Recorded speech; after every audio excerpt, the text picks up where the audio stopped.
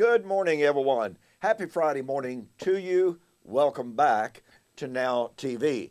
My name is Don K. Preston. I'm the president of Preterist Research Institute of Ardmore, Oklahoma. And let me say again, how much I truly appreciate you being with me.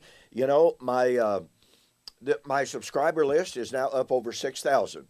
And as I've said before, no, I know that that's not viral. I know that's not knocking a home run compared to some people who have 70,000, 100,000, a million, what have you. But, pardon me, at the same time, guess what? 6,000 subscribers is the biggest congregation that I've ever had. So for that, I'm extremely thankful.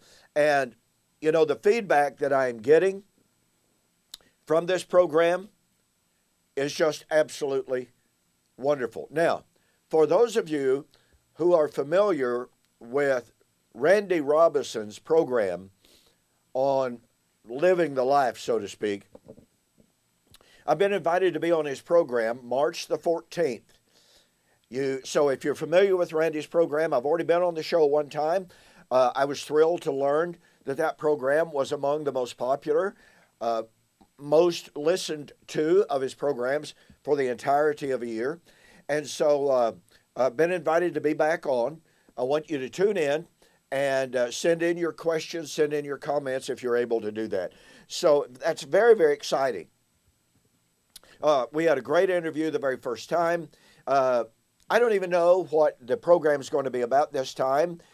The suggestions were the resurrection, the new heaven and new earth, the second coming, all of which, is kind of like I told his representative, you just have Randy pick one out, and when the program starts, have him say, Don, what about this?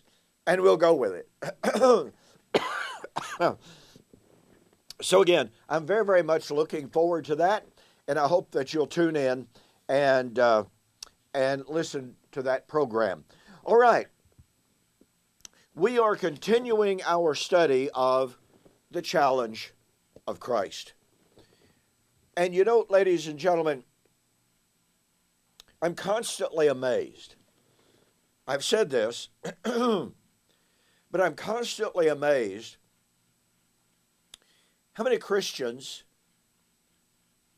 and indeed, how many ministers are completely and totally unaware of how severe the issue is of the challenge of Christ. On Facebook just recently, someone sent me a private message, and they were like, pardon me.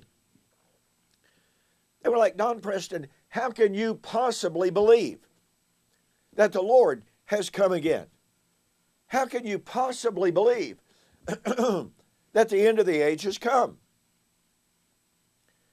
And they were saying to me, just look around. Earth is still here, etc., etc. And listen, make no mistake, I've heard these objections about 1,000,000 times. I'm not offended by them. But what I am concerned about is when people accept the traditional views without any critical thinking whatsoever. Now, on the other hand of that, you see, I'm well aware of the fact of how easy it is not to think critically, how easy it is to sit in the pew, to listen to that preacher. I mean, after all, the dude went to seminary. He's got a PhD. He knows Greek. Maybe he knows Hebrew. Who am I to argue with him? And so I've had any number of people tell me that precise thing. Well, Don, who am I to argue with my preacher? He's a professionally trained preacher. I don't know Hebrew. I don't know Greek. And even though I would sit in the audience and I'd listen to him and look at my Bible and go, wait a minute, what he just said is not what it says right here. Well, okay, there must be some explanation for it, and I'm just too dumb to know what that explanation is. You ever find yourself in that situation? I know it's easy to be intimidated by academics, by, quote, scholarship. But I also know, and I have said this on multitudinous situations, it really doesn't matter how many degrees a person has after their name. And let me give this caveat. I appreciate anyone who has taken the time, spent the energy, spent the money to go to seminary, to put in the work, and to get a degree. I really do. But because a person goes to seminary, listen to me very carefully. Please catch the power of this. Just because a person goes to seminary does not guarantee that they are teaching the truth. I mean, after all, you have men, pardon me, who are dispensational, who have their doctorates. They might have, in addition, their lit Ds, their D-divs. I mean, you know, they may have a list of letters after their name that long. And it might be dispensationalist. Does that prove that they are true and accurate in their eschatology? What about the amillennialist? Listen, I know men personally who are extremely academic, well qualified academically, but they're amillennialists, and they do not teach the truth. And if we take the position that just because somebody has a degree, they must be teaching the truth, then how do we explain the fact that amillennialists and postmillennialists and dispensationalists, men in all of those camps, have their doctorates and they clash and they disagree with one another? Does God contradict himself? You know, that's not true. And so my point being, we should never be afraid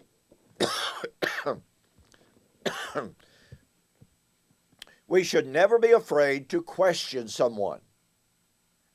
Now, that doesn't mean we express any disrespect. But listen, I have debated men formally, publicly, who had all of these academic achievements behind their name, and they did not know the first thing about eschatology. Literally. So, I say all of that, again, with no disrespect whatsoever of any kind toward anyone who has a degree. But you see, we have a right, as the people in the pew, to use that term, we have the right to read our Bibles, which was produced by men of academics, and if what Dr. So-and-so says is not what Paul says, then there's something wrong with Dr. So-and-so. And people ask me all the time, well, Don, since Dr. So-and-so has their degree and you don't, then, you know, how do you feel justified in challenging them? Well, I may not have an earned doctorate. I have an honorary doctorate that recognizes a lifetime of study, a lifetime of application in the Scriptures. But people ask me, if you don't have a doctorate, how do you feel confident in challenging men? It is because, you know what? When I read someone and they tell me, well, unfortunately, Jesus came to establish the kingdom, but unfortunately, he couldn't do it due to unbelief. Therefore, God postponed the kingdom. And when I could read in Scripture what I've been sharing with you on this program, that God said, in spite of the fact that Israel would reject his son, he would laugh at their efforts. He would laugh at their rebellion. And in spite of the fact that the dispensationalists say that Jesus postponed the kingdom, in light of the fact that God said he would not alter, he would not change the promise that had gone out of his mouth, Psalms 89, verse 34 and following, And in spite of the fact that my dispensational friends say that Jesus failed in his first mission, no, they don't like to use that terminology, but when I can read in Isaiah 42, 1-4, he will not fail. So when I've got the emphatic, explicit words of Scripture that categorically reject and refute the idea that Jesus came to do something, but he could not do it, therefore he failed, and therefore God went to a plan B, you know what? I don't have to have an earned doctorate to know there's something wrong with the dispensational paradigm. So we have been examining for several weeks now the question of whether or not there is a gap between the 69th and the 70th week of Daniel chapter 9, 24-27. As Thomas Ice has said, if there is not a gap of so far 2,000 years between the 69th and the 70th week of Daniel chapter 9, 24 and following, then dispensationalism falls. It fails. It's false. And I've been sharing with you the reasons why there is no gap between the 69th and the 70th week. There is no gap of 2,000 years anywhere in the text of Daniel chapter 9. Nowhere. Now, let me remind you that all of this material that I've been sharing with you on the question of whether or not there's a gap in Daniel chapter 9, all of this material is to be found in my book, Seal Up, Vision, and Prophecy. And in 2019, I revised the book. I expanded the book. I had a ton of really, really great material to it. Go to my website, donkpreston.com, BibleProphecy.com, and go to the store and order the book, Seal Up, Vision, and Prophecy. You'll be glad you did. This is, even if I do say so, it's an amazing book. I have used the material in there in formal public debate against dispensationalists. I've never had one even come close to answering the material there. Now, one of the arguments that I have made is in the form of a modus potens logical syllogism. Okay? It can be formed that way, I should say. And it has to do with the making of the atonement. Now, in the last video, I shared with you, Daniel was told 70 weeks are determined to make the atonement. And I offered this argument. 70 weeks were determined to make an atonement for sin. But the death of Jesus was for the purpose of making the atonement. Hebrews 9, 12-28. Does anyone deny that Jesus died to make the atonement? And here, ladies and gentlemen, is where we run into a head-to-head clash between Scripture and dispensationalism. Dispensationalism says, due to the death of Jesus, the 70-week countdown of Daniel was postponed. Jesus was crucified at the end of the 69th week. But that's not what Daniel says. But consider two facts. Number one, dispensationalism essentially tells us that the death of Jesus was an unplanned contingency. God didn't plan on it. Therefore, when it happened, guess what? God had to go to plan B. He had to postpone the kingdom. Well, how can it be argued that the death of Jesus caught God unawares when Daniel 9 predicted the death of Jesus? Do you see the problem, ladies and gentlemen? How could God make the prediction of making the atonement within the 70 weeks and the atonement demanding the death of Jesus if the death of Jesus was going to postpone the entire prophetic countdown? The dispensational paradigm demands that the death of Jesus was an unforeseen, unplanned for contingency, again, that caught God off guard, that essentially caused God to go, oops, and it doesn't work. You cannot acknowledge, and agree that Daniel 9 predicted the death of Jesus without acknowledging that the death of Jesus was planned for all along. It was part of God's plan, and it did not cause him to say, oops, plan B. No, it was there. Secondly, Daniel 9 says that 70 weeks were determined to make the atonement, but it would be after the 69 weeks, and in the midst of the week, that Messiah would be cut off. That means it's in the middle of the 70th week.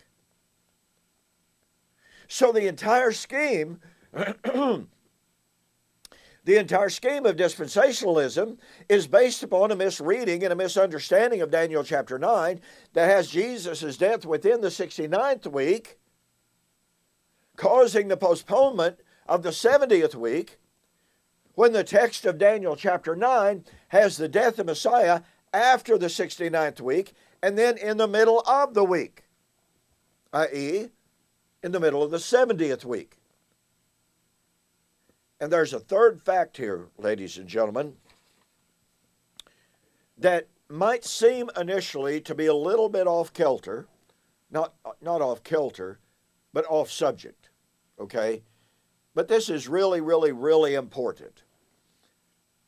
Some Bible commentators, not dispensationalists by and large, but some Bible commentators tell us that Daniel 9 was about the time of Antiochus Epiphanes. And then during the time of Antiochus Epiphanes, what do we find? Well, we find that Onias III was the high priest. He was the one duly anointed, duly appointed, duly qualified to make the atonement. However, a man by the name of Jason and a man by the name of Menelaus, both of whom were related to Onias, Jason, first of all, decided, you know what, I'd really, really, really like to be high priest, but I'm dirty. I'm disqualified. I'm dishonest. I'm immoral. But hey, who cares? I want to be high priest. So he went to Antiochus Epiphanes, the king, and he offered him an extremely large sum of money to depose Onias. Now keep in mind, ladies and gentlemen, Onias was the duly qualified high priest. He's the one qualified to make the atonement. But Jason goes to Antiochus Epiphanes and says, I'll give you all this gold, all this silver, make me high priest, take Onias out of the office. Now, Antiochus Epiphanes was constantly involved in wars, constantly needing money, and he goes, oh, wait, what? You'll give me all this gold and silver? All I got to do is remove him from office? You bet. Not a problem. So he took Onias, shuttered him up in a tower of Jerusalem, and made Jason the high priest. Jason was corrupt from the letter C. Well, Menelaus, his brother, took a look at the situation and said, hey, if Jason can buy the priesthood for X amount of money, I got more money than he does. So he goes to Antiochus and says, now, Mr. King, my brother Jason purchased the office of the high priesthood from you for X amount of money. Tell you what, I'll double it. Make me the high priest. And Antiochus is going, woohoo, windfall time. So he booted Jason out of the priesthood and installed Menelaus. Now, mind you, the fact that both men have now committed bribery, which is strictly forbidden in Torah, has completely and totally disqualified them from being high priest according to the law. Oh, but that's not all. Jason and Menelaus began to conspire among themselves and to say, Onias really is qualified, and if he speaks to the right people and gathers enough supporters, they're just liable to kick us both out of Jerusalem. They might even kill us. So Jason and Menelaus conspire among themselves, and they lured Onias out of his tower, and they killed him. By being guilty of murder, in addition to bribery, Jason and Menelaus were completely, totally disqualified from the high priest, which means they could never make the atonement. So we got a real problem for those who argue that the 70 weeks were fulfilled in the days of Antiochus Epiphanes. Because you got a man here that was qualified, certified to make the atonement, deposed, and then slain, and the men who took his place were bribers and murderers. Totally, 100% disqualified from making the atonement. Now, ladies and gentlemen, please consider the fact once again, it is very, very popular. We talk about scholars at the very beginning of the program. Talk about scholars and all their academics and what have you. I've got a shelf right over here that's completely full of commentaries on the book of Daniel. One right after another says, oh, well, Daniel 9 was fulfilled during the time of Antiochus Epiphanes. Really? 70 weeks are determined to make the atonement. Onias couldn't do it because he's dead. Jason and Menelaus could not do it because they are bribers, extortioners, thieves, liars, and murderers. They cannot make the atonement, yet 70 weeks are determined to make the atonement. So in other words, ladies and gentlemen, the very thing that Daniel was told that would take place, one of the critical foundational elements and facts that would take place during the 70 weeks, the making of the atonement, was completely preempted. It did not take place, and it could not take place because, once again, Onias is now dead. You need to know this. Onias was the very last duly qualified, duly certified high priest to serve in the temple of Jerusalem from the time of Antiochus Epiphanes until the time of Jesus. Do you catch the power of that?